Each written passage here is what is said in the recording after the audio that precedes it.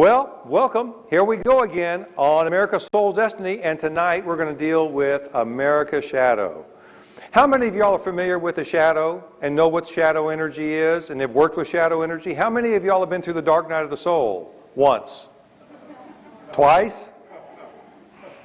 Well, that's when shadow really comes up, is when you go through the dark night of the soul, when you go through a real breakdown so you have a major breakthrough. Well, guess what? Maybe that's what America's about ready to have right now too. Maybe our energy is totally set up for that very thing. So tonight we're going to look at America's Shadow, and let's look at something that Jefferson had. Oh, I don't want to do this one now tonight. We'll do that another time. Here's a quote by Jefferson that is really important, because this is a powerful quote for life. We must not be afraid to follow the truth wherever it may lead. Do y'all remember the movie where Jack Nicholson says, "A few good men, you can't handle the truth"? Remember that great line? Well, that's going to be what this is about. Can we really handle the truth? We have to come out of denial to have breakthrough, to have a rise in consciousness. And collectively, we're deep in denial in this country. Deep in denial. We don't want to look at what really could be bad, what's off, because we can't go to sleep at night if we start thinking about all this stuff.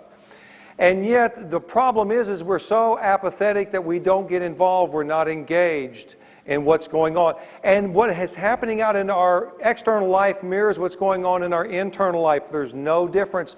There's no separation between the two. So, what we're seeing collectively is a reflection to some degree to where we are in our interpersonal relationships. Maybe we're in a very healthy place, but then if we are, we're probably standing up and saying something really stinks and the emperor has no clothes when you start to see things that are going on in the world. But when we look at the shadow, let's look at this context here. Basically, this is going to be a simplification of it. That everything is spirit, everything is God, everything is animated by the divine life force energy. There is nothing that is not. And in this, everything comes out of the great spirit or divine force energy, life force energy. Soul is the individuation of spirit, the individual aspect which we are. We are souls, God's seeds, with all the same qualities of the divine, just in a lesser degree, but all in the same potential of rising in consciousness into that full Godhood, as Meister Eckhart talked about, as Hegel would talk about, as Emerson would talk about. So we are all souls, and within this soul, we have a personality, or also can be called ego. And then that's what we project out to the world and people know us by, is the personality ego aspect of ourself. And within that energy field, there is the body. We are souls that have a body. This body is nothing more than our vehicle, our car that we've rented. We went to Hertz, we got this car while we're here in this lifetime, and we're going to turn it in sometime. But it's a temporary vehicle. So, now, not only do we have a body and that we are souls, nations are a collection of souls and therefore have a soul energy as well. Nations also have a personality to them. Now, America's soul is what we talked about last week, is the Statue of Liberty is a perfect symbol of America's soul, of the high ideals. Also, it is the feminine quality. Which many times, and you go into many of your ancient mystical teachings, they refer to the soul as feminine. Mainly because it's so connected to the divine, it's deeply intuitive, it works in the mysteries of life. All of those are feminine energies. But our national soul is founded on a set of spiritual ideals and political ideals and economic ideals. Some of those ideals are, one of the most important things is about America is we're deeply idealistic. This is part of our soul energy. Freedom and liberty, republic and democracy are things you always hear about with America. So that is something that's attributed to America's soul. All this apple pie stuff. The soul quality also represents that very magnanimous aspect, the largest aspect of ourself, of our beingness. So there's a tremendous generosity. There's also great compassion and a great ability to forgive. Americans have always demonstrated that. Great example of that is where we did this nationally in the Civil War, where we forgave the South. We told them you can even take your arms back home. That was a huge gesture coming from Abraham Lincoln, which represents our soul. Also, we're very open, we're very pluralistic, secular, and we're deeply religious. Of course, Alexis de Tocqueville, who traveled through America in 1830 when he came from France, and he's looking at the great democratic American experiment, and one thing that struck him, it like hit him over the head, was this, that America are fanatics for religion. It's like we're crazy, we're delusional religiously. It was something that was just out of the box coming from Europe about how obsessed Americans can be with religion. And perhaps that is true for us today. We will sacrifice for the common good. We always pull for the underdog. We were the underdog, so we have underdog mentality who can come up. We are the Horatio Alger story. That is part of, deeply embedded in the American psyche and is part of the American soul. We're also about justice, equality, and opportunity. Definitely about the pursuit of happiness, whether that could be interpreted on the spiritual level of the ethereal happiness, or if it could be the pursuit of material happiness. So it can go either way, be it spiritual or material. And another thing that this is more aligned with America's personality is that we eventually do the right thing. It takes us a while to get there, it takes us a while to wake up, but eventually we do the right thing. Sometimes we wonder if that's really going to happen. This represents the personality aspect of America, Uncle Sam. And the personality ego aspect, if it has not been united, if it has not been surrendered to the soul, which is one of our processes that we are going through, is surrendering our ego to our soul. They are meant to be perfect partners, divine lovers in a way. They're deeply complementary. One sees the big picture, one sees the small picture. The soul sees the big picture. The ego operates on the physical realm, seeing the small picture, and understands fear and where we've been hurt, and is there to warn us about anything that could harm our physical being. The two are absolutely mandatory for each other, deeply complementary and compatible, and we can't get rid of one because the other one needs it. It's basically the other half. But this represents the personality aspect of America, is Uncle Sam, the masculine energy going forward. And don't you just love this idea of pointing a finger? That could also be the judgmentalism that can come from America. If it's not surrendered to the soul, the personality can go off strictly in a self-interest, self-aggrandizement way. But of course, what is part of the American personality is rugged individualism. The battle for America's soul is between, as we've talked about, this principle and ideals versus self-interest. That's the struggle that we all go through in our lives. We always are going through that very thing. So, what we have here is, this represents the soul, Statue of Liberty. However, there's something that I'm going to shake things up a little bit here tonight about the Statue of Liberty. Because I believe that she has become nothing more than the Madonna, a sexless virgin, a woman without any energy, statue, frozen. And why do I say that? Not because of her, but because of where we've gone.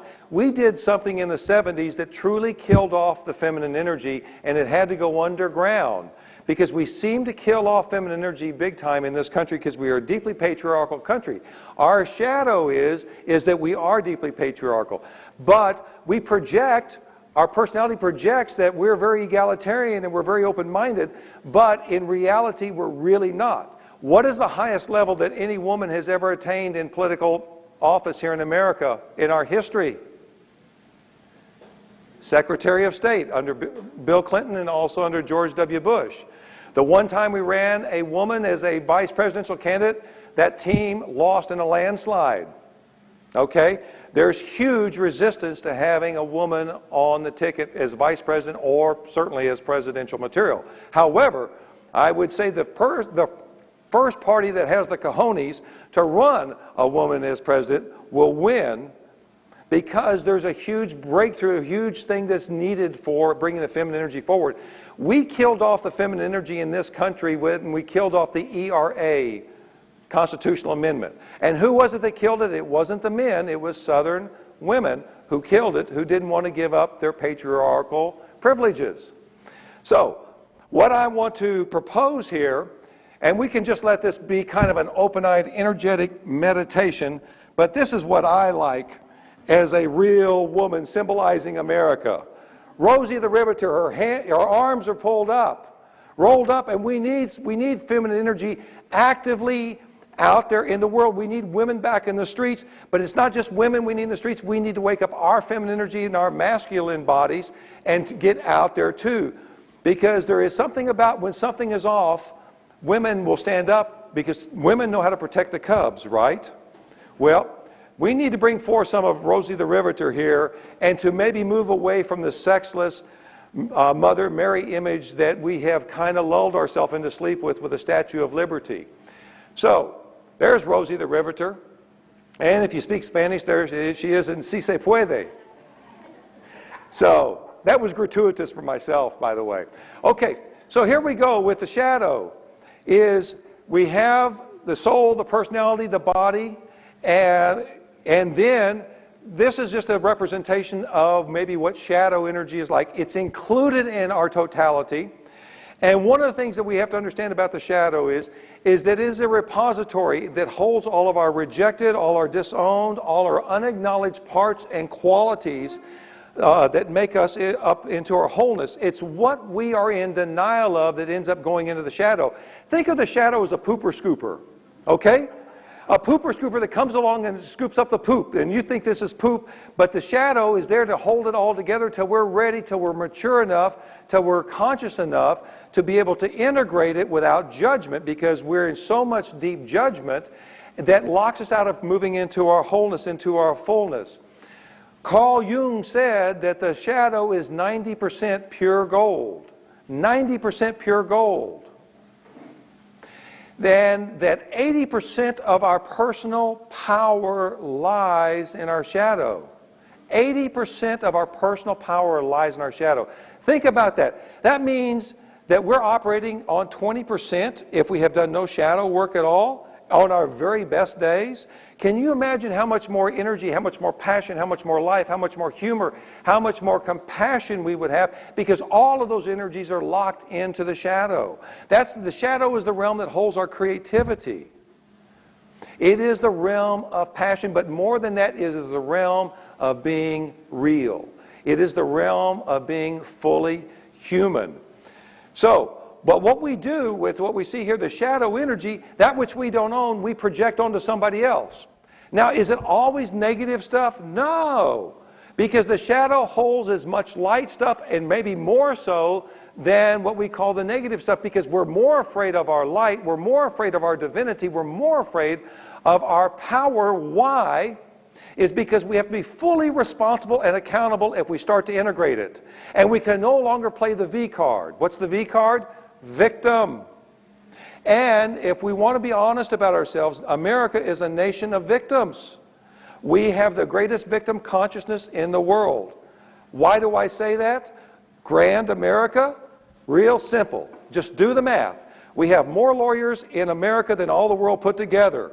And lawyers represent victim consciousness because we can't take responsibility for something, so we have to go litigate. We're the most litigious society in the world, in the history of the world. Okay? We have a hard time taking responsibility. We want to make somebody else pay, or we want to project it onto somebody else. Well, what we're projecting is part of ourself that we really need for our full humanity. So, one of the other thing that we have to look at is that with the shadow is moving into confrontation. When we learn to confront ourselves, we start to look at things and we start to address things. We start to own parts of ourselves that we need. And confrontation is what allows us to grow into our wholeness. It's a part of maturation. Also, one of the things that's tied to the shadow is the idea of karma. And we're going to talk about karma a little bit later. But karma is basically what we call the law of cause and effect. Okay? Karma is not punishment. That's one of the biggest misconceptions about karma, that karma is punishment. Karma is education. Karma is for our evolution. Karma is to wake us up where we're unconscious. Okay? And it comes back very quickly today because we live in a time of collapsing reality, so it comes back on us much quicker. Carl Jung said to confront a person with his own shadow is to show him his own light. To be confronted in our own shadow is to be able to embrace our light, to find our power, to find that which makes us whole. In America, America's shadow, let's just say this, one of the things that's in America's shadow are two major blind spots we've had in this country from pretty much the beginning. Our first blind spot was to Indian spirituality. Okay, the evolved culture of the Native Americans, of the Indians, that's definitely in our shadow. It's definitely a blind spot in our rearview mirror. And our second one has been the Africans' humanity. We have denied Africans their humanity in our culture, and it's deeply embedded in our psyche, because one of the things that we will see tonight is how deeply we have this tremendous consciousness of white supremacy in here, much more than we realize, that shows up here in America. So we're going to be looking at this part here of the shadow. Of course, what we know about here is with the Native Americans is they really contain America's original sin, what we have done to the Native Americans. Some of the things we have been in tremendous judgment of the Native Americans. What is a great example of this? There's only been one Native American that we know of culturally that was assimilated into the white European American culture. And it was a she, and she was the first and she was the last. You know what her name was? Pocahontas. Exactly. That's the first and the last one that has been socially acceptable. Because we set up all kinds of laws. In 1778, the Delaware Indians proposed to have a separate state in order to, there would be no conflict if the Indians, if we would just give them a separate state, and they asked to be part of the Union. We flat out said no. In 1789, Massachusetts instituted a new law that it prohibited anybody teaching Native Americans to read or write, and the penalty was death. Isn't that interesting? In 1803, we had the Louisiana Purchase. We paid $15 million to the French for rights that they didn't really have, but we just bought their rights because the land actually owned to the Native Americans. So what we did all the way up to the closing of the frontier in 1890 was use bullets with Native Americans, kept moving them forward, promising them one thing and moving them forward and further away. The War of 1812, we don't really know much about the War of 1812 other than Andy Jackson, and there was some fighting around New Orleans, and Johnny Horton wrote a song about it, and that's pretty much what we know about the Battle of New Orleans, and we probably all were singing that as I was when I was as a kid. But the Battle of New Orleans, the War of 1812 was fought for land, and it was fought with against the Spanish for Florida and against the British for Canada. And in the compromise, the Treaty of 1815, what happened is that Britain said, okay, we'll call a truce here, you lay off of Canada, and we will no longer ally ourselves with the Indians, therefore you can have them easy. We will no longer supply them with arms. We will no longer back them up. And from that point on, it became fair game because it was easier to pick off the Indians after the Treaty of 1815. And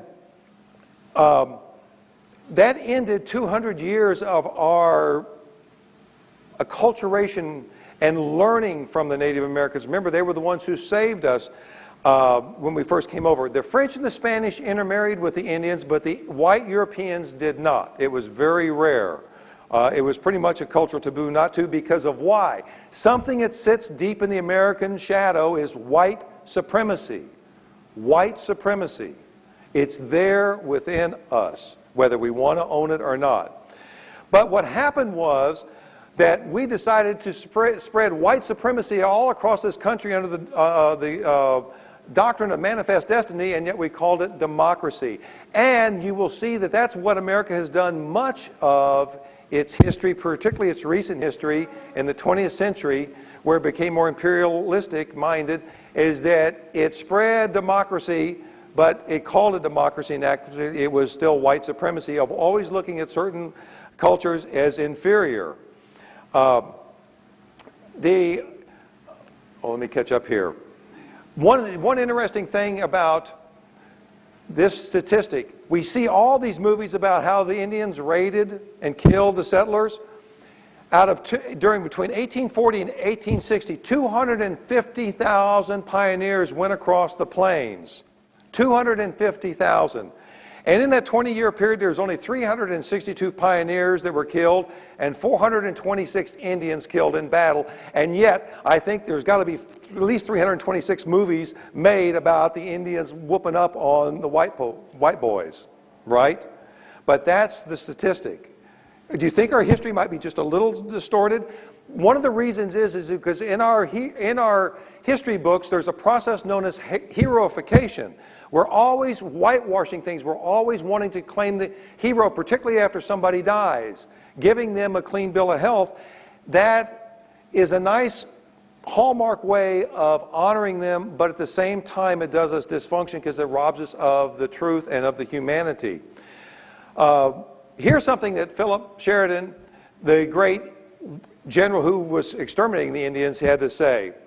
And he was ruthless. This is the same guy that said, the only good Indian is a dead Indian.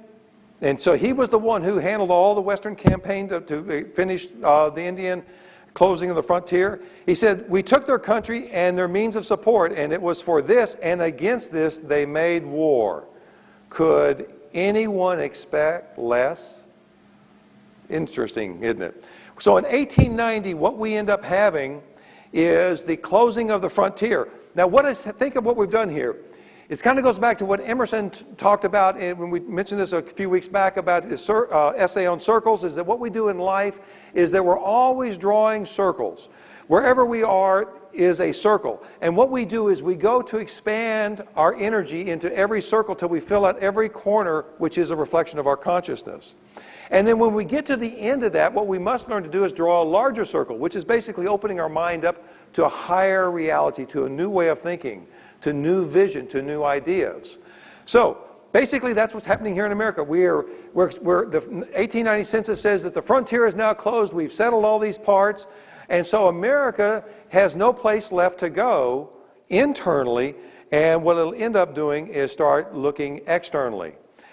So we mentioned this before, that of the 800 treaties that were made with the Indians, 430 were never acted on, 370 were ratified by the Senate, and America broke every single treaty, and the Indians didn't break one in there. 1894, Indian religion is banned, and it's not reinstituted till the American Indian Religious Freedom Act in 1978. Why am I mentioning this again? Because the American Indians are deeply invisible to us. Deeply invisible in our culture. And yet, they may be invisible, but psychically, energetically, spiritually, that energy is there alive. It's in this morphogenetic field that surrounds us as Americans, and it's only our ignorance and our judgment that keeps us away from accessing it, tapping into it, integrating it, and using it. Because what is the judgment factor in Americans? If we're honest, white supremacy. White supremacy. So this is a very deep one that we may have to look at here to confront. Well, there's another group that has held our shadow for a long time, and we thought of them as subhuman, of not having souls, and it is the black. Now, the legacies that we have of slavery, we already know about. We're not going to spend much time on this at all, other than just a few little interesting things. But the legacies are social and economic inferiority that get heaped on to the blacks because they were a deeply subjugated race. And there's something that makes it even worse than it was with slavery, where it gets compounded. We're going to come right onto that in just a second here. But while the blacks carry with them, as a result of the slavery issues, or as a result of the lynchings and a result of having to live in the Jim Crow laws after slavery was abolished in the South, there is an extra energy, there's an extra dimension heaped on top of their consciousness, which creates a tremendous social and economic inferiority. And as a result of this, there's also a larger racism that is instilled in whites. Texas independence, the Alamo. We know what that was fought about, or maybe we do, or maybe we don't. Interestingly enough, it had a lot to do with slavery. Did you know that? 1823, Mexico outlawed slavery. Jim Bowie was a slave trader and one of the largest landholders in Texas. And these northern ones who wanted to settle in Texas wanted to have this as a free state for slavery. So part of the freedom that they were fighting for was the ability to own their property. That's the way they looked at it back then. Now, does that sound like a wild statement? Well, I don't know. Try this one on for size. Right after Texas gained its independence as a republic and it set up shop with the legislature, one of the first laws it enacted was this. It ordered that all free blacks leave the state of Texas. Do the math. All free blacks had to leave the state of Texas. Okay, something else that goes on here that we know very little about, because one of the biggest problems we have with understanding other cultures is our myopia. We have blind spots. We have arrogance. We don't think of anybody other than our own culture because of why? White supremacy. We don't take time to get involved with other cultures. So what happens is we like to think, well, okay, this is settled and we can move on. And that's exactly what happened with Reconstruction after the Civil War. Reconstruction didn't last long enough, but as far as many people felt it was too long, certainly the Southern white Confederates felt it was too long, and they made up stories which were not true about the carpetbaggers.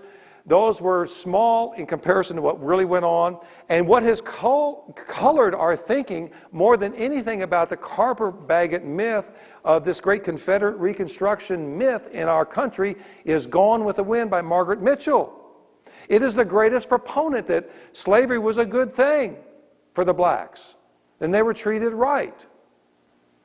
And that has colored our thinking today, more than Uncle Tom's Cabin, which told us how bad it was and how horrible it was.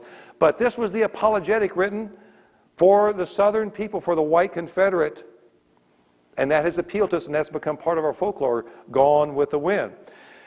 So the problem with Reconstruction was not about integrating blacks into the society. It was about reintegrating white Confederates into a non-slave, non-racially divided to a biracial new world. And that was a very difficult thing to overcome, that mindset, and we're still dealing with that mindset today. That was the real problem with Reconstruction. Well, what happened with the blacks here, these are the different amendments. The 13th Amendment was passed to abolish slavery at the end of the Civil War, December of 1865. Then 1868, we get the 14th Amendment, which grants citizenship to the blacks. 1870, they granted the blacks the right to vote. Then comes something that we really don't know about. The Compromise of 1877, which ends Reconstruction officially. It was a disputed election with Rutherford B. Hayes finally winning, but the states where there was great controversy and counting the ballots was Florida, South Carolina, and Louisiana. Now, can you imagine those three states having any problems with voter irregularities? None of them have a history with that. So they ended up letting this be done by a commission, and it was voted down partisan lines. And Rutherford B. Hayes was given the election, but it was tremendous animosity. Some people were thinking the South is going to split off again. So the compromise was, let him be president. And he says, okay, you let me be president, and I'll pull out all the troops out of Louisiana and South Carolina, the last place that federal troops were, and we will end Reconstruction. And that was the deal, Compromise of 1877. The northern whites felt, well, we're tired of all this Reconstruction stuff. And yet the problem was we were halfway through and we needed a lot more time to be able to guarantee rights and liberties, basic freedoms to the blacks. Because what took place after we ended Reconstruction was what was probably, and in many cases, worse than what was going on with slavery. Because segregation got reinstituted big time in the South. Lynchings went to an all-time high, and they used lynchings as a way to keep the blacks in line. And they also became disenfranchised from their 15th Amendment right to vote, with poll tax and many other things laws that they passed, saying that only if your grandfather was free can you vote. So the Southern whites ended up going back to the former ways, but now it's more insidious because the blacks appear to have freedom, but there was nobody to protect it, nobody to enforce them. So they had to really move into this inferior consciousness more by learning to watch everything they said and had to be yes-em and no-some and be right, because if you did something wrong, it was stepping outside of the cultural mores of society, and you could get lynched for it. Even talking to a woman wrong, you could get lynched for it. It happened all the time. Now, racism and the civil rights movement are a legacy left over from what we didn't finish up here with Reconstruction. We pulled the troops out, we pulled the government out way too soon, and we're still dealing with a lot of issues around this today. Here's a picture, and notice something, this may be hard to look at. A lynching by fire, right here, of a black person. And notice the whites, they don't mind having their picture taken when they're doing this. It's a tough picture to look at. This is what took place after Reconstruction, and we don't realize what was going on there. Sure, he was guilty. Well, had to have been, because all those people around it must have known what was right. I noticed they had Susan eyes on for the occasion. Yeah, it's really sad, and it's a painful picture to look at. It's a very painful picture to look at. Here's something else that a lot of people don't realize, because this shows that we actually went backwards from Reconstruction, not forwards, because in 1889, all blacks were forced out of Major League Baseball. Did you know that Jackie Robinson was not the first black player in Major League Baseball? It took till 1947 before we could reintegrate the major leagues. We'd made such great strides prior to that. 1896, Plessy versus Ferguson comes in, which gives us the separate but equal clause, which institutionalizes segregation throughout the South and really pretty much of the nation if anybody wanted to go that way. 1911, the Kentucky Derby eliminates all black jockeys from being able to ride there. Did you know that? Do you see what's going on here? Do you see this huge backlash?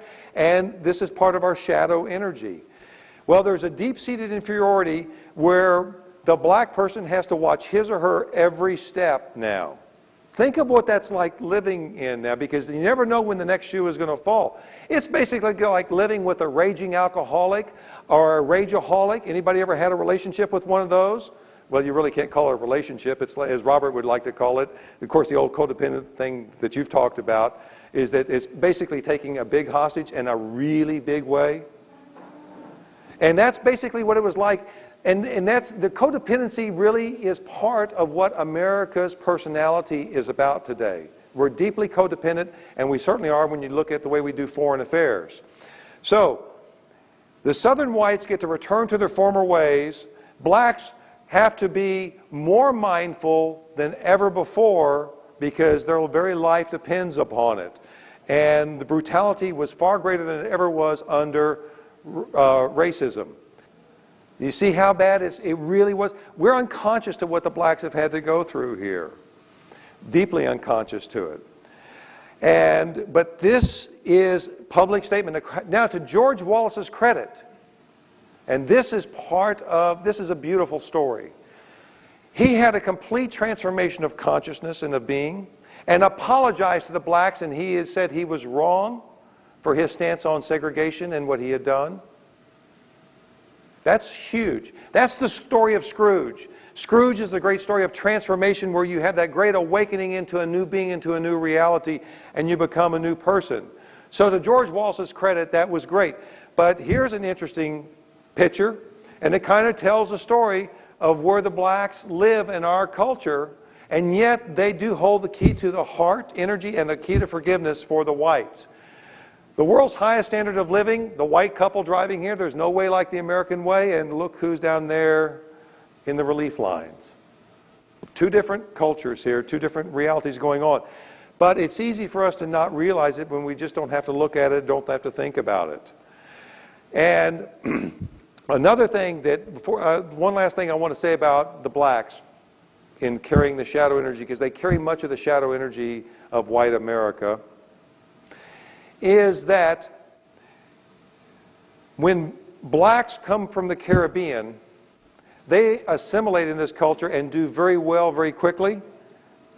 Now, why would that be when the blacks here have a harder time? Because they're not beat down psychologically.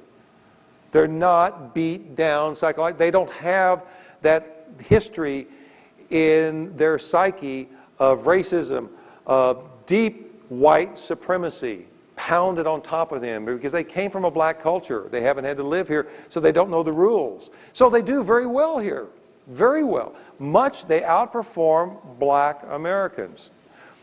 We'll talk about this. I want to make this point tonight, and then we're going to move on. But because this will come into what we're going to talk about, something we're talking about next week with America's healing, and also with solutions to understand some things. This is a key piece in understanding the shadow of the blacks. Well, now let's take a look at something else in America's shadow, because we're going to deal with the shadow history here tonight. The Mexican War in 1846, 1848, all we know is that we fought it against Mexico, and we ended up with, what, New Mexico and California, maybe? Do we know that? Well, do we know how it started? James Polk is elected president, and he wants California big time. And he is a white supremacist. Believing that manifest destiny, that we are to fill out this whole world, he was a true proponent of manifest destiny. So he sent Zachary Taylor down into Texas. And at that time, Texas had just been annexed by America. Mexicans were not happy with it being annexed. But they said that the state line was at the Nueces River. So James Polk sent General Zachary Taylor across the Nueces River into what the Mexicans would consider Mexican territory. But the Americans are saying, well, no, it should be the Rio Grande. But does he tell Zachary Taylor to stop at the Rio Grande? He says, no, cross the Rio Grande and go into Matamoros. He sets up camp in Matamoros in Mexican country, by all terms the definition, and a scouting party gets attacked. And then they wire back that a scouting party got attacked, and it was the Gulf of Tonkin all over again. Because he went to Congress and said, we've been attacked, and there was war, got declared, and then we sent all these troops down there, and it was all a land grab. That's what it was about. And so three things came out of the Treaty of Guadalupe Hidalgo in 1848, and that was the Texas border was now going to be the Rio Grande, and we were going to get California and New Mexico, and we had to pay $15 million for it. Well, that wasn't such a bad deal, because 9 days after we signed that treaty, gold was discovered in California. So, anyway, that's part of one of the things. Now, as a result of this is one of the first conflicts we have with Mexico, and it's going to be part of our history that we're going to see coming up here in the 20th century. And the Mexicans have a deep distrust of Americans because of creating this false war and what they did. And it's, again, this idea of white supremacy is moving forward, and they start to feel inferior. As Americans have done with most Latins. Now, in America's shadow, this is basically what this white supremacy might look like. Is that coming out of the end of the 1800s and the early beginning of the 1900s with Darwinian thinking coming in, we're starting to see social Darwinism as being the superior science, the survival of the fittest. And who's the most fit? The white race. And so we are meant to dominate, and therefore we not only have the right to colonize all of America, but why can't we colonize the world the way all the European powers have? We need to compete on the world stage. It's time for that. Because why? We have the superior economy of capitalism. Why? Because we have the superior political system of democracy. And why? Because we have the superior religion of Christianity. You add all that together, And what do you have is the only thing we're lacking is the military power to go along with it. But we can make up for that because we got all these other things. What are you going to say, Vic? No, say it. The superior God. Yeah, the superior God. That version of Christianity. Well, what has happened here is a whitewashing of history. But the frontier is closed, so we're now going to be looking outside of our borders. 1898, we're trying to pick a fight with Spain because we want Cuba. We are in an expansionist mode. Frontier is closed. So there's an explosion that takes place in the bay down in Cuba, and we immediately blame Spain that Spain did it, and Spain had nothing to do with it. It was an internal explosion in the USS Maine. But we immediately blamed it on Spain, and the yellow journalist press jumped all over it. We projected our shadow out on Spain because now Spain is carrying our shadow. We got the blacks back in their place. We got what we wanted from the Mexicans. So now we want what Spain has. So they're the evildoers, and we make all these stories about how Spain is so bad.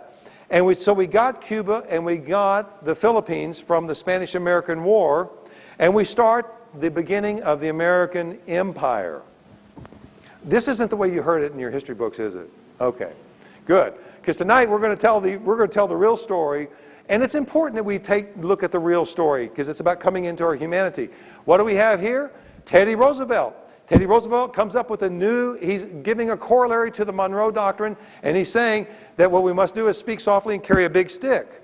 Well, what he did was, when he came in office as president, he crushed the nationalist rebellion in the Philippines, who they were rising up against the colonial rule there. Teddy Roosevelt also fomented the Panamanian Rebellion. At this time, the French had tried to build a canal across Panama. They failed. $15 million went down the tube doing it. Panama was controlled by Colombia. So Teddy Roosevelt was having a hard time negotiating with Colombia. He couldn't get anywhere, so he realized the easiest thing to do was let's help incite a riot, create a rebellion where Panama becomes liberated, then we can deal directly with Panama, and then we can build the canal. And that's exactly what happened.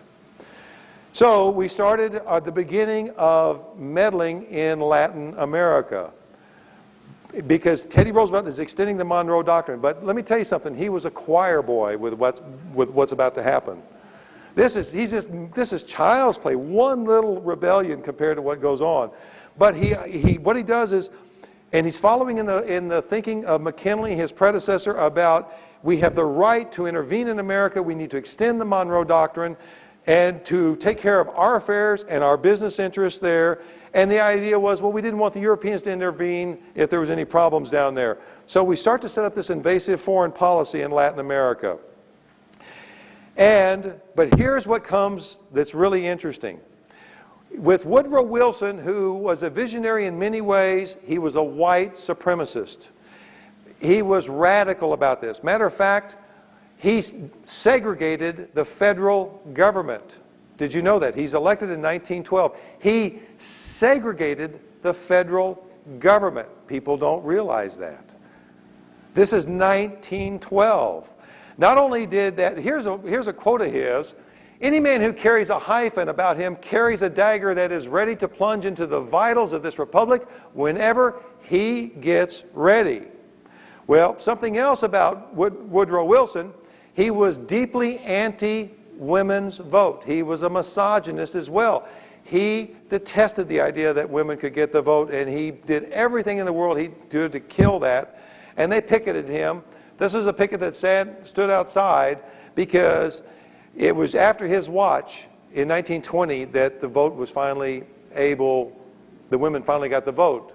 But he was pressured so much before he ended up office that he had to finally let it come to a vote and give some type of consent to it in Congress.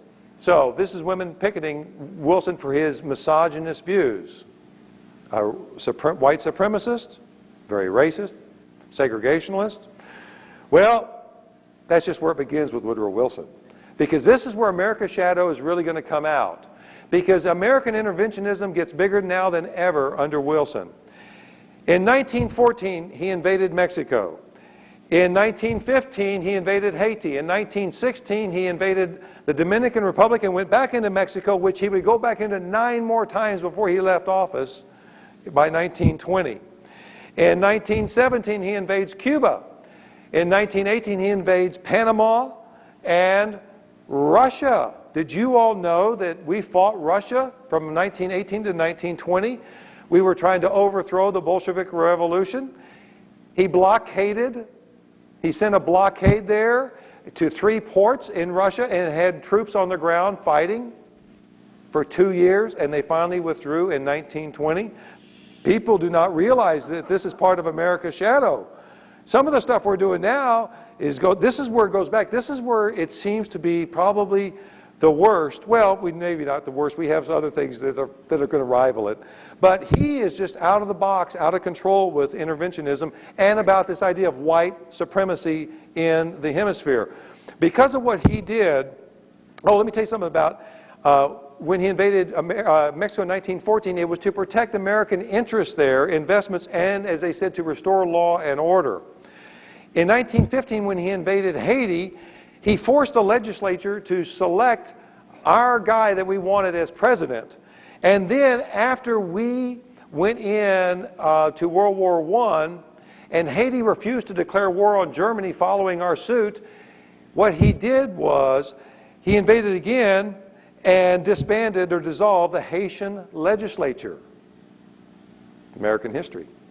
Isn't that something to be proud of? He paved the way for the dictators that we would end up getting in Latin America, Batista in Cuba, of Trujillo in the Dominican Republic, of Duvalier in Haiti, and of Somoza in Nicaragua.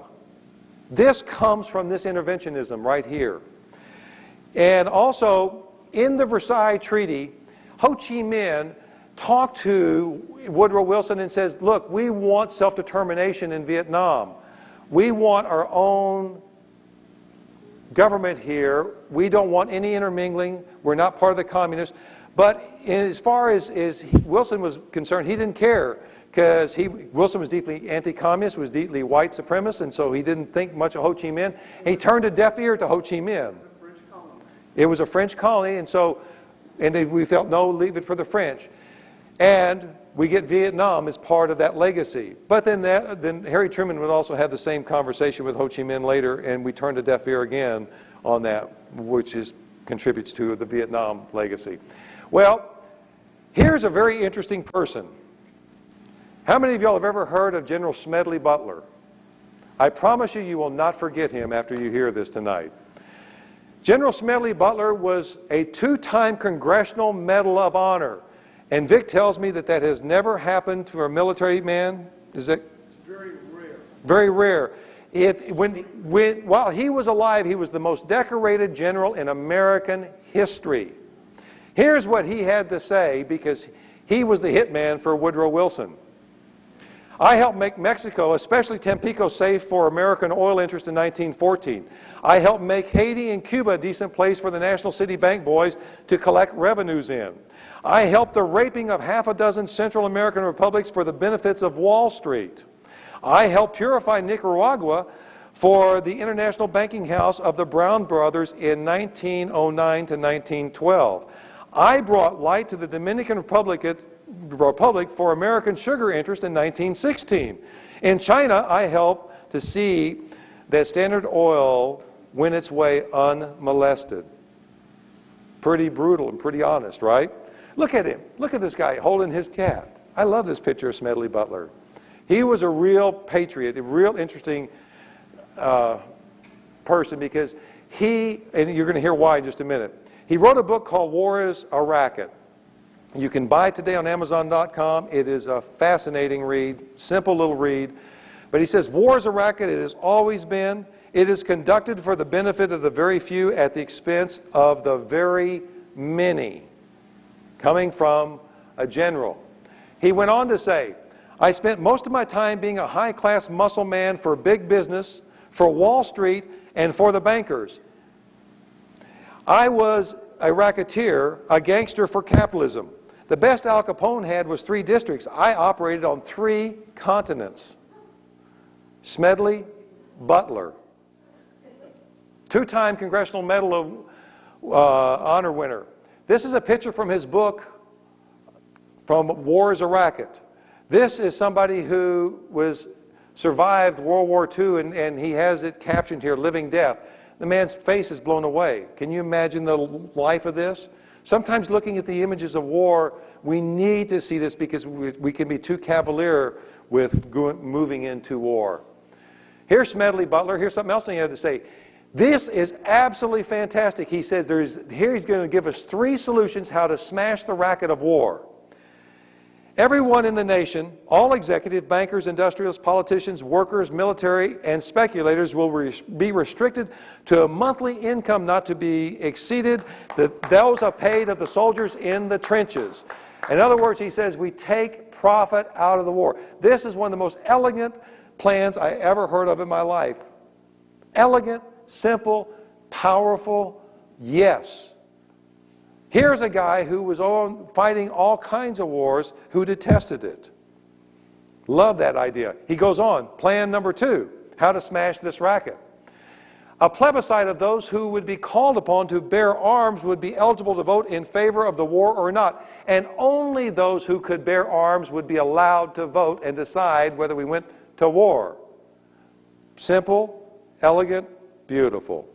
And then he went on to say, and you'll love this one, Vic, that we have to limit that all naval ships are restricted to go no further than 200 miles off of our coastline. All planes are restricted to go no further than 500 miles off of our coastline, and that the Army should never leave the territorial limits of our nation. Because he goes on and he details all the profit that is made from war, and it is the industrialists, it is the bankers, it is the munitions makers that just make bukus of money, where they see their profits go up 100%, 250%, 200 times, not 250%, I'm talking about 100 times or 200 times. It's obscene. He says that coming out of World War I, there was 21,000 millionaires made in America alone, just profiting from the war. Including Prescott Bush. And, well, that's true too. And he carried it over into the next one, into the next war. Anyway, this is Smedley Butler. We must take the profit out of war. We must permit the youth of the land who would bear arms to decide whether or not we should have war. We must limit our military forces to home defense purposes. That's his philosophy of being the great general that he was. Well, here's America's personality, ego side, of the rugged individualist, of be all that you can be, but feel this energy behind that, of that finger pointing. Does that just, would you ever think about that a little bit? Because how does it feel energetically? Kind of judgmental as far as I see it, the way I get it. But then, you know, I might be just projecting things there. America's shadow. We've been doing a lot of whitewashing of it, but let's take a look at some of America's shadow here in the 20th century. In 1953, coming out of World War II, we began our insidious interventionism around the world, and we don't even realize it. We don't know we did this. We started in 1953 when the CIA overthrew a democratically elected Prime Minister, Mossadegh, in Iran. And then we installed a corrupt dictator of the Shah because he was going to be our boy there protecting oil interests. Why did we overthrow Mossadegh? Because Mossadegh was not going to just give us the oil concession there. It was about oil. He wasn't our boy. Well, not only did we do that, but we turned around a year later and we did something that has been unbelievable that we know nothing about. And you're going to see a film here in just a minute about it. It's so powerful that you must see this video.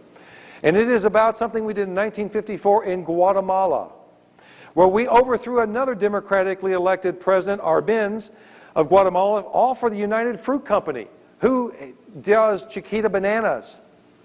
They're the largest industry. Matter of fact, they make, at that time in 1954, their gross income was twice the GDP of the nation of Guatemala. And it was because, and the saddest thing is, you will hear here, is that Arbenz was the most progressive leader that Guatemala had ever had, and he was doing fantastic reforms. He was trying to save the country, and it was Guatemala's greatest chance ever to have a true, strong democracy, and because he was doing land reform to help the poor people. But the United Fruit didn't like that, because it was going to cut into their profits, because he was making them sell back some of their great holdings. Not all, just some. So he had to sell it so they could give it to the poor people, but United Fruit didn't want that. So we, through the CIA, instigate the overthrow of this government, and you're going to hear the man who did this. His name is Phil Redinger. And you're going to hear, matter of fact, I've got this, it's going to be about 12 minutes long, but you're going to see the classic archetype of what America did through the 50s, 60s, 70s, 80s, 90s. This is the classic story, and to hear what goes on of how we have taken and overthrown democracies for dictators who would be in our pocket. And this will come back to haunt us is in this century with even 9/11. Jimmy, we were containing communism. Oh yes, we were containing communism, right? Anything else you want to say? Containing communism. That's interesting, because there was no communism in Guatemala. Oh, minor point, wasn't it? Well, you're going to see this here. Anyway, so these are two important ones. Let me get into this here, and we'll go. Here it comes. Work all night and a drink a rum. Daylight come and the man go home. Stack banana till the morning come. Daylight come and the man go home. Does that bring up some things for you? It's outrageous. It is outrageous, isn't it? It's almost cartoonish and comical up front to think that they're really pulling this off. It's so surreal. But what we have to understand about Guatemala, Guatemala has been in a constant state of chaos with rebels fighting there, and there was a peace that was finally brokered, I think, 3 years ago. Is that right? Are you aware, Graciela? Okay. But finally, it all starts in '54 when we do this and we back the military. This is what America has done left and right. I know it's not pretty. I know we don't want to look at it, but it's the truth. And we cannot heal until we start to become honest and real with ourselves and our government and know what's going on there. What else? What did that bring up for you? Yeah, makes you want to give them back, doesn't it? Well, where else can we buy bananas? I don't know. Is it about bananas? Oh, it's a start. Is it about bananas? No, it's not about bananas, though, is it? It's about, what it's about is what we call corpocracy. That's what it's about. The blending of corporate greed, big buck greed, and throwing the military around to protect it. It's an age-old pattern. It's exactly what Smedley Butler talked about. Benito Mussolini, I wish I had the quote for you here, but Benito Mussolini defined fascism as the marriage of corporatism and government. The total blending of the two is fascism. Matter of fact, fascism had a really wonderful ring here in the 20s and the 30s here in America. They thought this was the wave of the future, corporate rule. And we have the military protect them. And yet we end up fighting a war against fascism, but we don't realize that's what fascism is the marriage of corporations and government. We have that today. We have the best democracy that money can buy. And our Congress people are for rent, as are the judiciary. I'm not a conspiracy theorist. I'm a realist. And when I say that, it's a hard fact to look at, but it's true. Look at how much money, it's obscene the amount of money that gets raised. $200 million got raised in the 2000 campaign, and over 200 has already been raised by one candidate, and the other one is going to be close to 200 million soon. Unbelievable amounts of money. In a different way, we're doing the same thing now that we did in Guatemala. Where? It's the same thing that we're doing in the Middle East. Oh, absolutely. This is a pattern that gets repeated over and over and over. And what we saw here is that we disrupted a country, a third world country that was just getting a chance to get on its legs, and we thwarted it. Thwarted it. And it hasn't recovered still from it. This is not the only place that has happened. That is a repeated story. In so let's look here. In 1963, actually there's one I left out here. And I believe it was 1961 in the Congo. We, the CIA, I say we, it's part of our government, were behind the assassination of Patrice Lumumba, who was a black African nationalist. But he didn't want to play ball with our corporations. He was a little hard-nosed. So we had to get rid of him because he was a nationalist. He cared about the Congo. Matter of fact, Lumumba's great dream was not only to unite just the Congo, which had been very divided, but was to take it and to create a united Africa. That was his dream. But we made him out to be a communist, as we've labeled many people a communist when we have to get rid of them. So that's in 1961. In 1963, we backed the assassination of a democratically elected president in South Vietnam. And in 1964, what happens in the Gulf of Tonkin? It was a bogus incident that the Gulf of Tonkin said that our ships were fired on. LBJ gets the news, he rushes to Congress, we've been fired on, we got to act. He gets a war resolution. The incident never took place. It never happened. Just like the Maine, just like the invasion into Mexico, all similar patterns here. And we go into a really bloody, messy war that the military-industrial complex benefits from, but certainly not the foot soldiers, not the boots on the ground. So we're in Vietnam from 1963 to 1975, and we know the story of Vietnam for America. It tore this country apart once we started seeing the images and we started finding out the truth of it.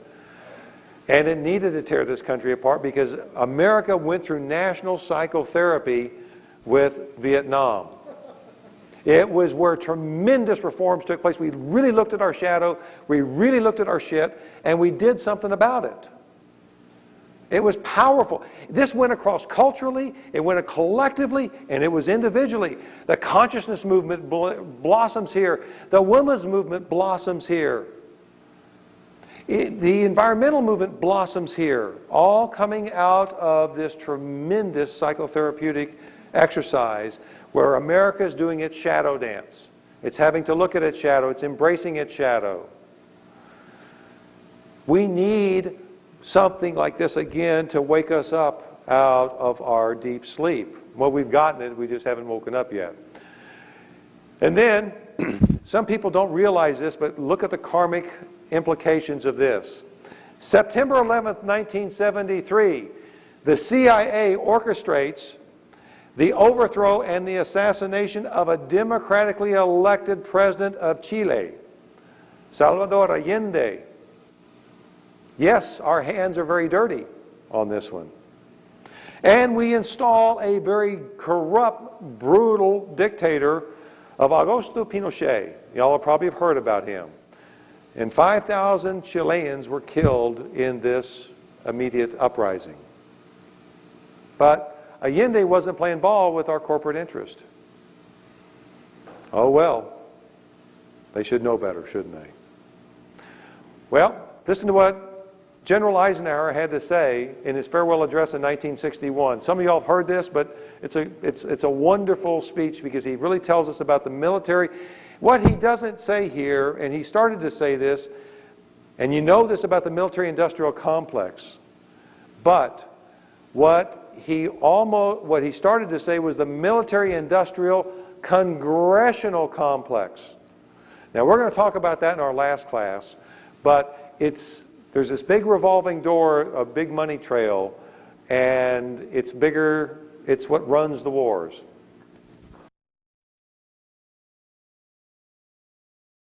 Coming from the great general who knew. He's warning us about the military-industrial complex that we have to guard against, that we have to pay attention, stay on notice.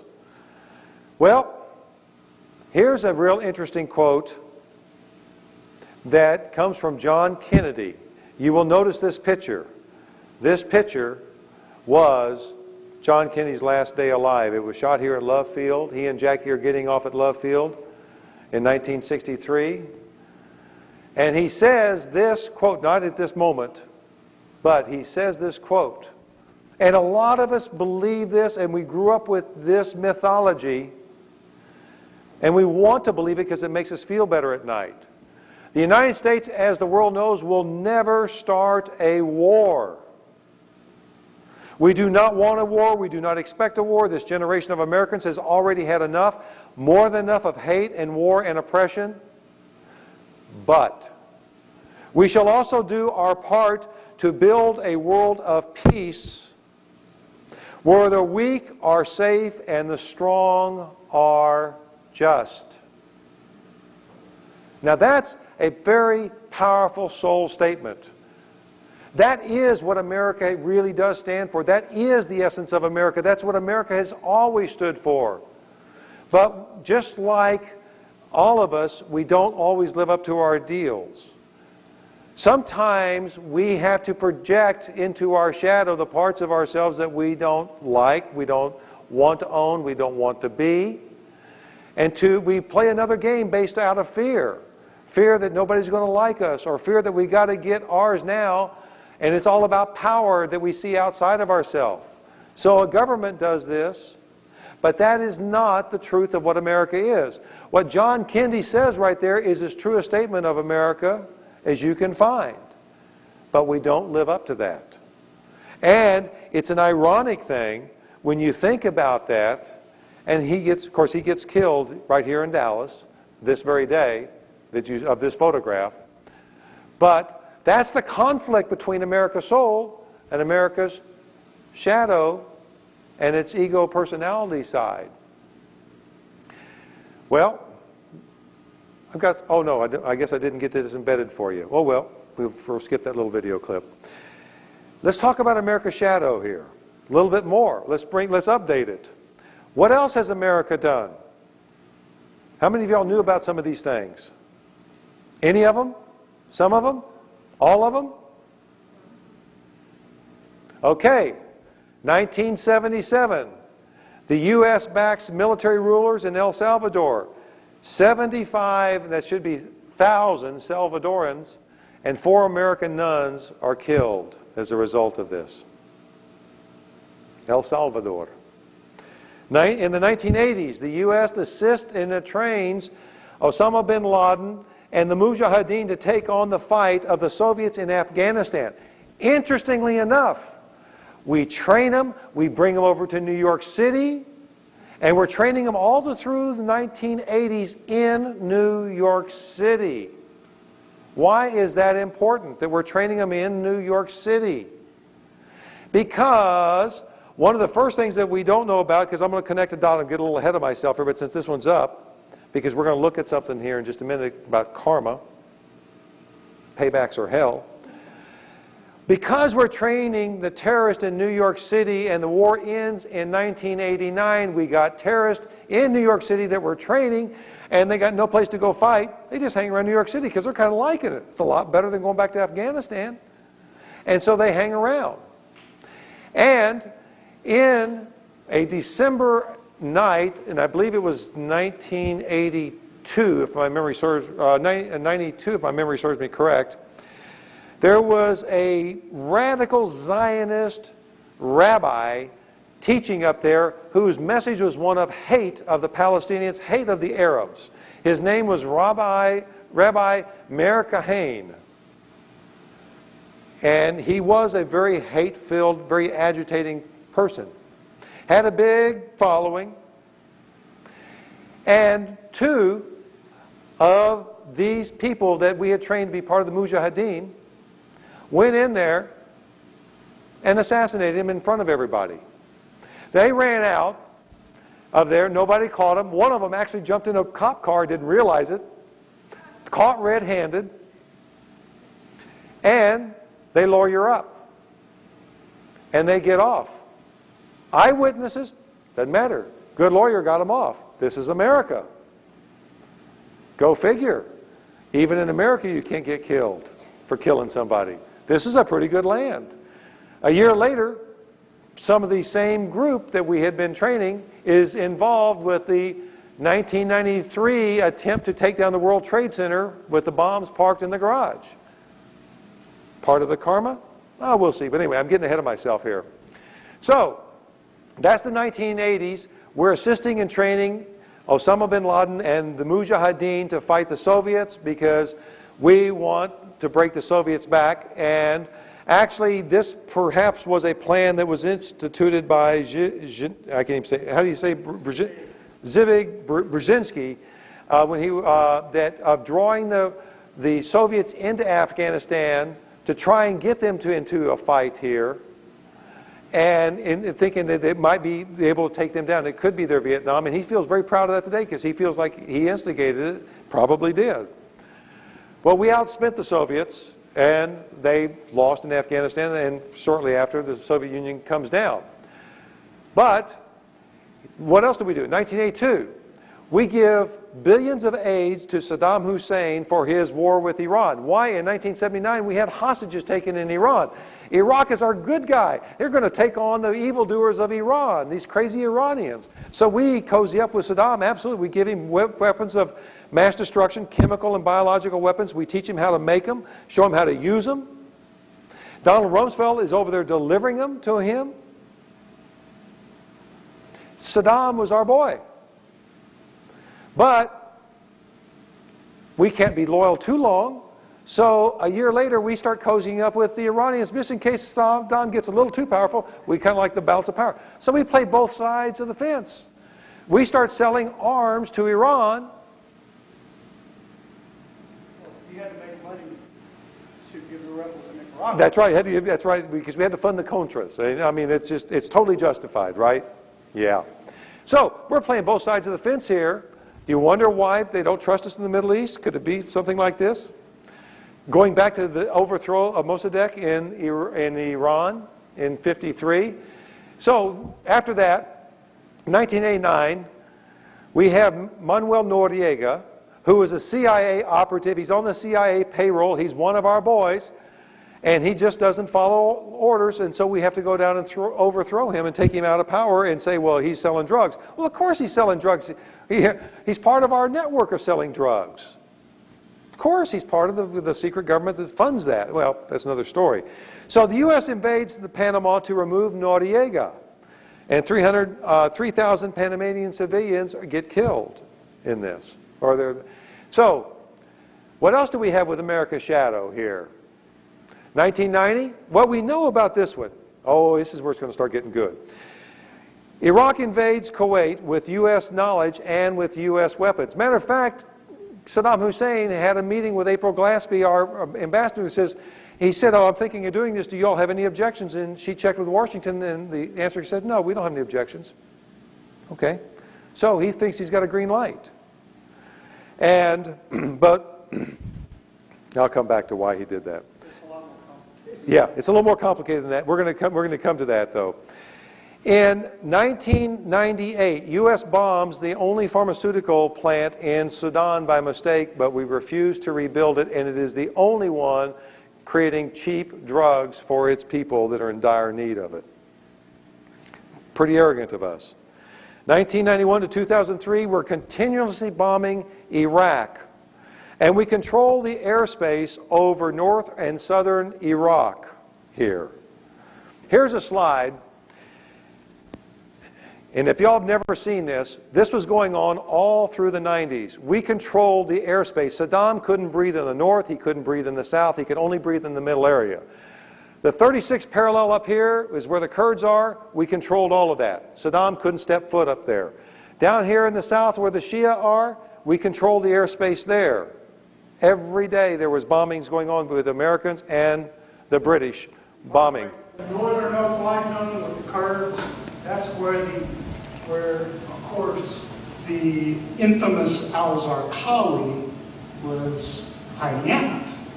The guy where the next projection of our evilness. It's our cowering. It's where he was with the Kurds. Mm-hmm.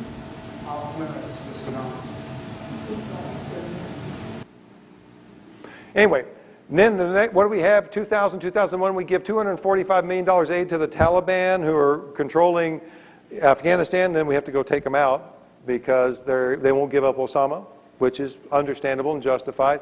September 11, 2001, Osama bin Laden strikes at the U.S. We know that story.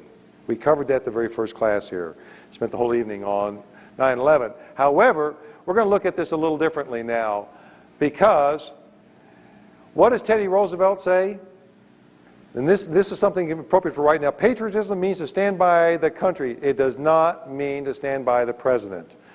To announce that there must be no criticism of the president or that we are to stand by the president right or wrong is not only unpatriotic and servile, but it is morally treasonable to the American public coming from an ex-president. Powerful. Martin Luther King, why has our nation placed itself in the position of being God's military agent on earth? Why have we substituted the arrogant undertaking of the policing of the whole world for the high task of putting our own house in order? That's just too basic a question, isn't it? Here's a really very pertinent statement for us from Martin Luther King. A time comes when silence is betrayal. That time is now. Our lives begin to end the day we become silent about the things that matter. Isn't that, it's very timely, it hits us. Here's something Franklin Roosevelt said. We would do well to listen to these words. And this, coming off with World War II, he says, and by the way, let me say this quote comes from a speech that he didn't get to deliver because he died just before he was about to deliver this speech. This was a speech, and these lines come from one in the dedication of the Jefferson Memorial in Washington, D.C. We must do more than end all wars. We must end the beginning of all wars. Has America departed from that one with preemptive wars, unilateral action? Yeah, departed from a lot of things. I like this image right here. Here was another image from World War II. Soldiers without guns. Maybe that's part of our future. The Rosie the Riveter thing. America's shadow. Well, let's look at a few more things here. It is the leaders of the country who determine the policy, and it is always a simple matter to drag the people along. Whether it is a democracy or a fascist dictatorship or a parliament or a communist dictatorship, voice or no voice, the people can always be brought to the bidding of the leaders. That is easy. All you have to do is tell them that they're being attacked, denounce the peacemakers for lack of patriotism, and exposing the country to danger. It works in every country. By Hermann Goering, commander of the Nazi Luftwaffe, and who was tried at Nuremberg. Well, now let's take a look at something else here. We somehow or another don't want to do this one, but I'm going to do it tonight because maybe it's going into the forbidden zone. We're going to look at a little bit of America's shadow and the karma. Now remember, karma may look like punishment, but it's about education, it's about growth, it's about evolution, it's about waking up. What is our karma from slavery? Well, that one should be easy, the Civil War. Okay? What do you think it could be from this shortened Reconstruction? I already talked about that a little bit. Racism and segregation that we have today. What about the Indian removal? Remember, in 1830, we had the Indian Removal Act. Think about this metaphorically. The Indian removal from our visibility. They go invisible after that, and particularly with the closing of the frontier in 1890, they become totally invisible. Well, one thing about this, we know about the Native Americans, they had the long vision, the seventh generational thinking of the Iroquois Confederacy. We seem to have lost that long vision when we started to have the Indian removal. Think of it metaphorically, removing from our consciousness, removing from energetic field. And we started becoming more disconnected from earth and from spirit at the same time. What is our karma of white supremacy in this country? Well, black inferiority. Now, think about that. Because that is something that holds all of America back. We all pay a price for that. That has been heaped on them, but it's the direct result of white supremacy. What about the Mexican War of 1845? I kind of like this one because you know one thing about karma, karma could always be rephrased as poetic justice, okay? Poetic justice. Well, the Hispanics will become a majority in this country, will be the majority by 2050. Yes. So, we need the passion, bring it on. California Gold Rush, what is that? Well, maybe does that feed our materialism? What about industrialization? What is the karma of that? Our consumerism, our national disease. We have a national disease. It is called affluenza. Are you familiar with that one? It's about more. Got to get more. It's about getting as many toys as we can. However, let me talk about, well, there's some, I'll come into this either, but I'll tie this back up here about affluenza and consumerism, tying in industrialization, because I'll just say it right now, the opposite end of that, if you take that one step further, it goes to greed, right? Can we think of it? And does not greed become a big thing that we all contend with, where we want a little bit more of this or that, and we think about the money, we think about the material? But do you know what the opposite energy of greed is? If greed is our shadow energy, what is the opposite energy of greed? What? Charity. Charity is the opposite? Well, it could be, but think about let's think of, Julie, think about the core energy of greed. What is it? It's a thirst for something. It's an insatiable appetite for something, is it not? It just can't be filled. What is that? What would be the opposite of that? The corollary, the complementary? Poverty? How about spirituality? Try this one on. The opposite energy of greed is spirituality. It's a hunger and thirst. One is for the material. One is a hunger and thirst for the non-material. Same energy. Same energy. The shadow energy of greed is just unrecognized spirituality. Which means as we come in contact with the shadow energy, we can have a quick breakthrough. A very quick breakthrough, because that's what happens. You have this 180 about face. I'm an optimistic. Anyway, we refused Ho Chi Minh with Woodrow Wilson at the Versailles Treaty. Harry Truman did the same thing, and we ended up with Vietnam because we didn't want to listen to him. Our Latin American interventions. What is our karma from our Latin American interventions? Well, one right off the bat is pretty obvious. Drugs. Big drug culture, because we have empowered the corrupt dictators down there who are all into the drugs. Those drugs come back to our country. Poetic justice. However, there's also another one that may not be quite as obvious yet, but when we saw this film about the United Fruit Company and of how the military has been the bullies for corporate interest, and somehow or another we think that we got to protect American interest. No, we don't have to protect American interest. We have to protect human interest. We are living in a global world, and human rights supersede any corporate rights, period. But not if you got the big bucks to get the military to do the bidding. So corpocracy, the blending of corpatia and democracy, is a part of this, because that's where we started marrying, and we became a fascist state when we didn't realize it. Oh, that's a hard statement to hear, isn't it? But it is, if you listen to Smedley Butler of how he did the bidding for the big corporate boys, and what we saw here with United Fruit, that our military has been used in the name of democracy, in the name of promoting liberty and freedom around the world, but for economic gains.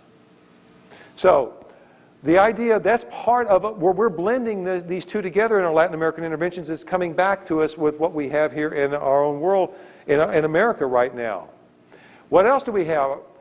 The Afghan rebels. We talked about this, 1993 World Trade Center and terrorism. We trained them, and now they're turning it back around on us.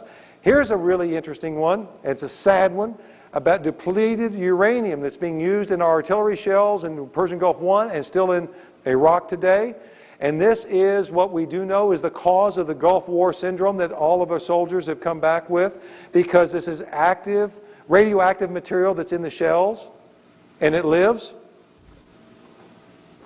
You want to talk about it? By the way, depleted uranium, phenomenally effective weapon, warhead. Of course, it is considered a weapon of mass destruction by the United Nations. Yeah, yeah. So, you all know about depleted uranium? That it's what the shells are encased in. It busts. You want to tell them a little bit more about what it can do? Because Vic is ex-military. He was a fighter jet pilot. Depleted uranium is just a very, very, very dense, strong tip that you put on a projectile, a bomb, a bullet, and allows you to go through many inches of armor plating in a tank. It's an incredibly effective weapon against anti-armor weapon. The sad thing is that at the temperatures and pressures that it explodes in armor, it creates real radioactive dust clouds.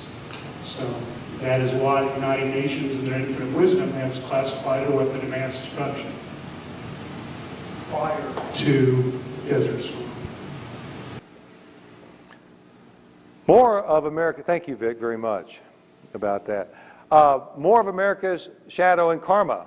We are very myopic here. We have very small vision. We are very arrogant. We don't think about the other world. And so what that is we have tremendous ignorance to world culture. We have no concept of what the Middle East is like or other countries are like. Here's a big one here, and this gets touchy for a lot of people, and this is where we're going. But our unconditional support for Israel, blind support, supporting them in the occupied territories of Palestine, which are illegal since 1967, and 32 resolutions have been brought in the UN condemning them for that, and we have vetoed every one of them, but yet the world has been unanimous behind them. Our unconditional support of Israel for the occupied territories, which are not theirs, and a support of corrupt regimes around the world, particularly in the Middle East, has created huge karma for us. And that karma got paid back right there with 9/11. We don't want to hear that because we were told that they don't like our democracy, they don't like our pluralistic societies. I'm sorry, that's bullshit. It has nothing to do with it. Nothing to do with it at all. It is because we have generated so much hostility for how double-dealing we have been in our affairs. And Americans, as it turns out, don't give very much money without big strings attached anymore. Did you know that for every dollar of foreign aid America gives, that Norway gives 17? Norway gives $17 of foreign aid to America's $1. European countries give $4 of foreign aid to the American $1. Countries don't look to America for help today. They don't trust us. They feel like we used to think the world felt about Russia. Go right ahead. I think those numbers, Jimmy, probably exempt military foreign aid because that's what is incredibly large now. Yeah. Foreign aid meaning for peaceful purposes. And besides, some of that military foreign aid is under the table, such as we give $3 billion over the table a year to Israel and $3 billion under the table in military aid that's not reported. Anyway, our refusal to join the World Court, immediate karma coming back here with the Abu Ghraib prison scandals. Why? Our arrogance say with the Bush administration that we will not join the World Court, so American soldiers could not be tried for war crimes. Well, what's fair for the goose is fair for the gander, isn't it? And the merging of church and state, which we have today, and we have totally blurred the lines of merging of church and state in this country. And I am going to propose that our immediate karma of that is what I call Iraq-nom. Because it is, as we're going to cover right here pretty quickly, where we all went wrong. What really happened here in Iraq? Now, this should get us juices flying here. Let's talk about, I don't have Anthony hooked up there.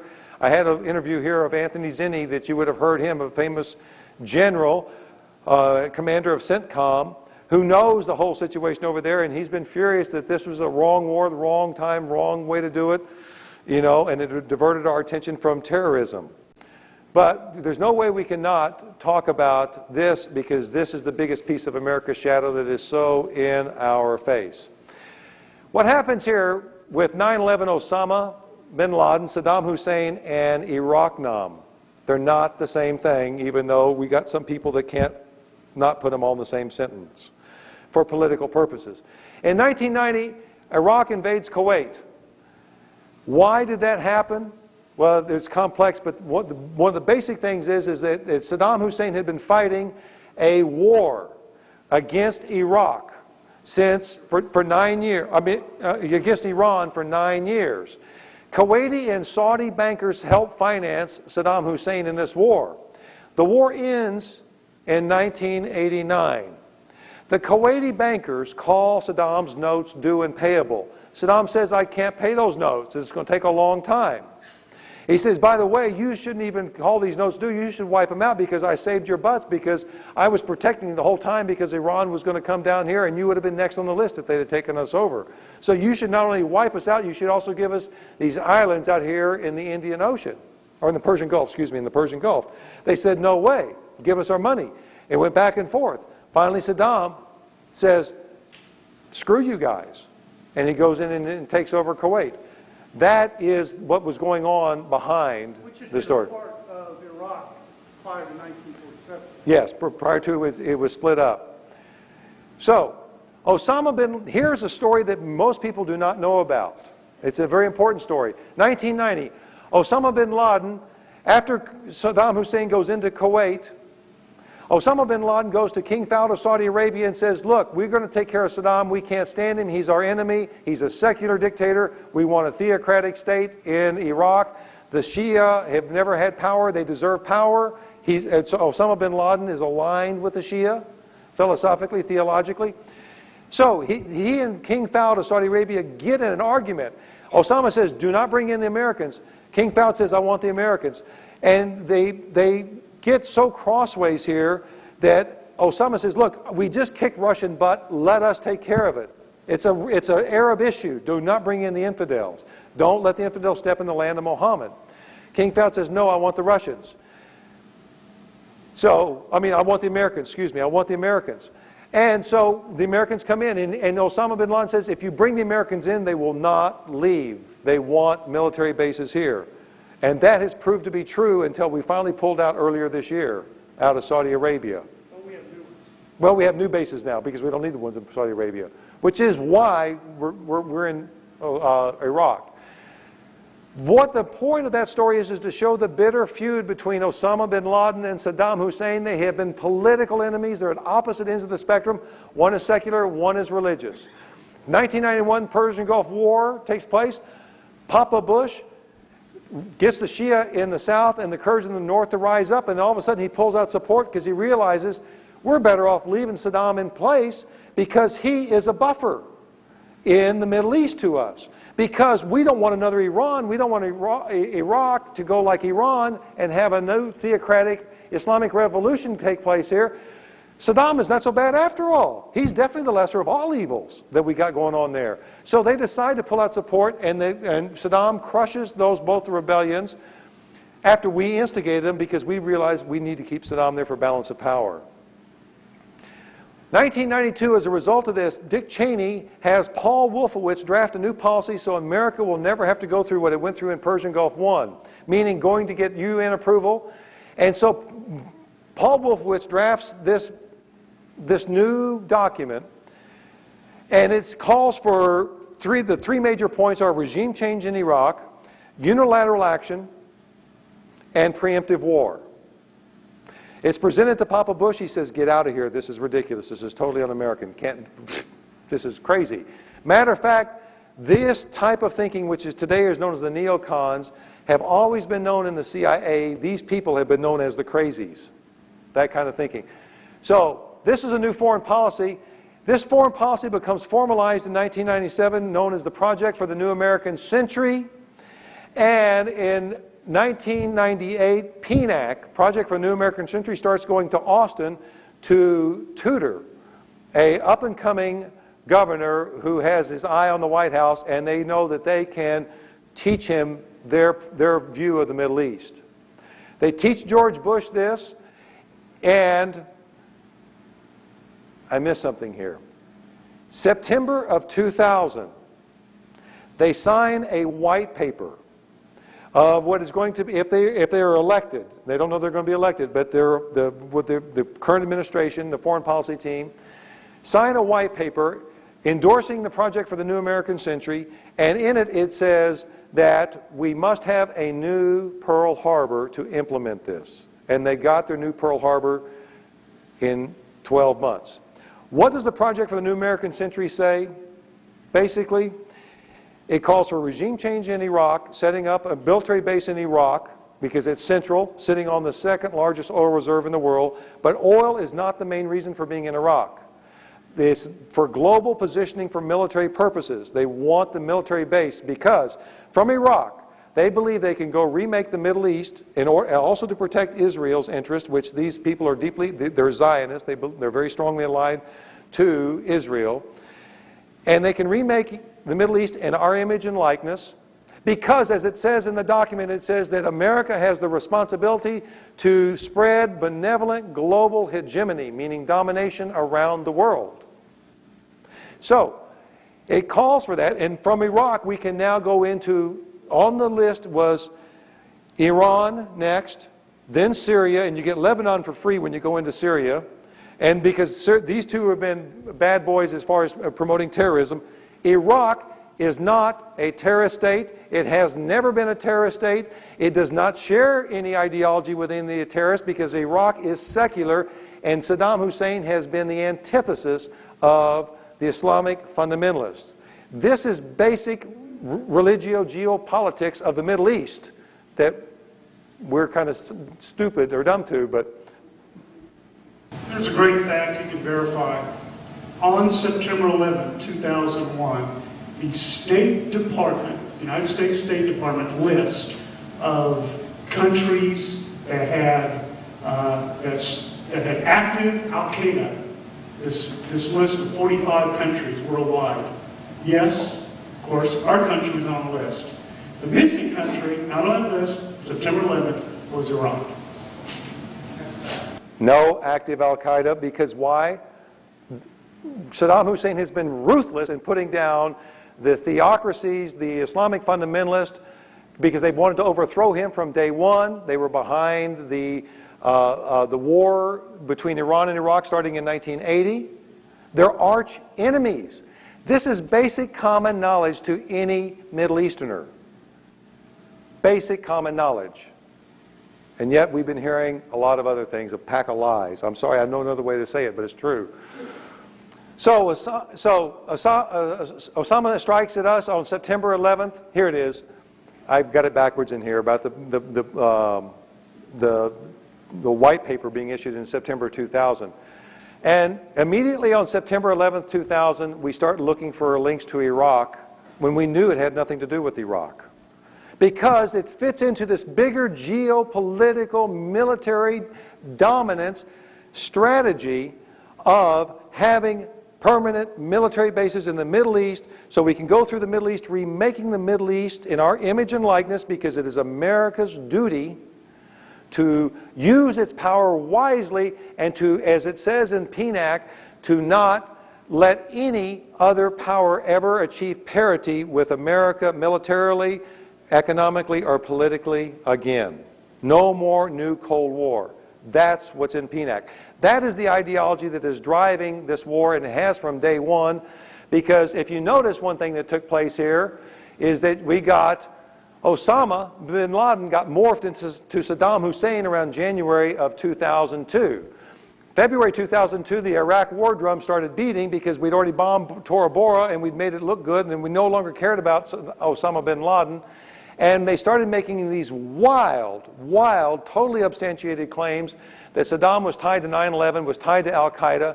And the weapons inspectors had told us he didn't have any weapons left there. Scott Ritter had come back, 7-year inspector.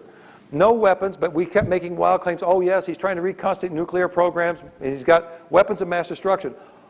And by the way, if Saddam Hussein had weapons of mass destruction, guess what? they would have found us within the first week of our invasion of Iraq. We wouldn't have to look for them. That's the most logical thing in the world. Anyway, we've been kept in America's been kept in a constant state of fear, which equals stupidity, because when we get fearful, we get very stupid and buying into things. But on March of 2000, the U.S. does something that it has done covertly, but does it overtly, and institutes something that the U.S. has never done, and that's unilateral action without support of the world community for a war, and preemptive war, because it was an unprovoked war that had nothing to do with terrorism. This is common base fact knowledge today. And what I like to say, welcome to Iraq now, our 51st state, because that's what we have right now. And our present leadership was warned against this. For people who had fought in Gulf War, do not do this. And Colin Powell told him repeatedly, if you do this, you just bought a country. And we bought Saddam Hussein's headache. So here, well, I'm not going to show this clip, but this is a clip of Palestinians who have come to fight Americans in Iraq because they're so mad at our unmitigated, unbridled support for Israel against Palestine in maintaining the occupied territories. And the Palestinians have no life, 60% unemployment in most sectors. So that's who's making up a lot of the terrorists there. We call them terrorists. They're insurgents. Some of them are freedom fighters, but they're terrorists to us, if we want to think of it that way. But they're so frustrated with American policy. It would be wise if we listened to our enemies. That's part of dialoguing with the shadow, is listening to that, because our enemies have so much to tell us. One of the biggest problems we have is this right here. Let me go back. We're still living in the delusion that America is World War II America, where we do the right thing. And this is the greatest shining hour of America, one of the greatest ones. We all live with this one. I live with this fantasy. And this is what has duped America about being very unconscious and being in denial, is believing that this same America is over there fighting. Our GIs are the same quality of ones. Our leadership is a whole different thing, for where they're using it, misusing our military for geopolitical purposes. And these are veterans of World War II. We owe these people a lot. But this is not the same country that we remember right there.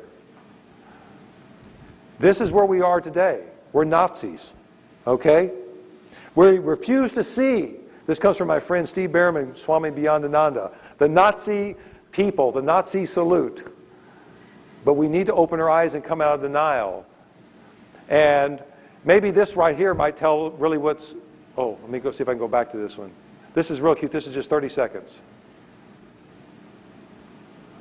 Here it is. In recent years, tyrannical governments throughout the world have launched genocidal campaigns against their people. In an act of humane concern, the U.S. government came to the rescue of the Iraqi people. But what made the millions of people murdered in Rwanda, East Timor, and Congo less worthy? Somewhere in this administration's Bible it says something about loving all of God's children. So either these people were not a part of God's kingdom, or they didn't have oil. Kind of cute, isn't it? Kind of cute. Okay, bring it all together here about healing America's shadow. And what we have to do, the first thing is, and this is part of healing shadow energy, is break out of denial. Come out of denial to really be courageous, to embrace the energy that is standing outside of us that we actually need to move into our wholeness. So breaking out of denial. Dealing with shadow energy is really scary because it brings up a lot of booga booga, but it's not difficult. It's actually rather simple. It's just not easy, but it is simple. But we have to accept our projected fears and the qualities that we have disowned and the enmities that we carry within us, because in those fears, in that energy, is our power. It is the shadow. The shadow is what holds, as Carl Jung says, is 80% of our personal power, and 90% of it is pure gold, because it is what brings us into our full humanity. It makes us very fully conscious. How do we do this? looking for the gifts. This is one of the greatest keys in any type of psycho-emotional, physical healing of anything, because everything has a spiritual corollary, everything is metaphorical, is looking for the gifts individually and collectively. Because when we start to look for the gifts in it, then we can embrace this at the other side, because it breaks down the fear, and it's the fear that keeps the shadow energy separated from us, that keeps us out of our fullness, out of our wholeness. Then as we learn to own and take responsibility for all that is revealed, this has been a key in our own individual healings in our life, is when we take responsibility for something, we own it and it no longer owns us. It no longer owns us. It's difficult to do, but it's, boy, getting on the other side is so incredibly freeing. And this is one of the keys to how this country can move back into its soul destiny, is by coming out of denial, taking responsibility for what we've done, admitting it, and then making a huge, huge change, of course. Then we integrate and begin to use those shadows and shadow energies. Using them. Using the energy of anger. Anger may lie in our shadow, because if you're a woman, anger sits in your shadow because as a little girl you were told what? That you can't have anger, because if you are angry, what are you going to be called? What's the word? In chorus, bitch. Okay. You're a bitch if you have anger. And if you're a man, guess what? The one emotion you can have is that's socially acceptable, and the only emotion that's socially acceptable for a man is what? Anger. Well, aggression comes out of anger. That's right. That's exactly right. That's my background, so you're absolutely right about that. What is anger? Reclaimed anger. What is anger when you learn to use it, when you learn to harness that? Anger is basically a tremendous friend that is here to deliver a message for us. It tells us when something is off. It gives us the ability to stand up and set boundaries. It gives us the ability to get out of our stuckness. What does that sound like? Passion. Reclaimed anger is passion. And what about living a passionate life? You know, I love it when I heard Marianne Williamson say this once about she and her girlfriend were talking, and somebody said, "Oh, y'all are always arguing." She said, "No, we're not. We're Jewish." That's passion. If you know the Mediterranean mindset, that's passion. That's not argument, that's passion. That's being fully alive. So the other side, the shadow energy of anger, is passion when it's reclaimed. As we talked about earlier, the shadow side to greed, when it's reclaimed, is spirituality. The shadow side of fear is excitement. They're the same identical energy, is fear and excitement. No difference, this opposite ends of the spectrum. And so what we want to do is be able to embrace, reach out, dig into the shadow, find out what's there, own the things that we've been in so much judgment about, because there are actually parts of us that take us into our place of wholeness. Our sense of humor comes from the shadow. Our ability to feel deeply comes from being in our shadow. Our creativity lies in our shadow. And it is truly by learning to embrace these differences, they enrich us, they expand our vision, they expand our consciousness, they expand our power. And when nothing is left outside of us, there is nothing left to fear. When nothing is left outside of us, there is nothing left to fear. As we start to bring in the shadow, as we start to say, I am that also, I am this, we are that. When we start to be able to say, I can be that too, and we can start to identify with it, we lose all judgment. And when nothing is left outside of us, there is nothing left to fear. So simple, so simple. And fear is what's driving us in today's world, in America. And fear drives our lives. It drives our communication. So, but this is what we end up doing, is turning from America's shadow to America's light. Because we lighten up as we start to incorporate the shadow, we start to integrate the shadow energy, and we become fully human. And that's what helps us move into what we're going to deal with next week, of America's healing and dealing with solutions.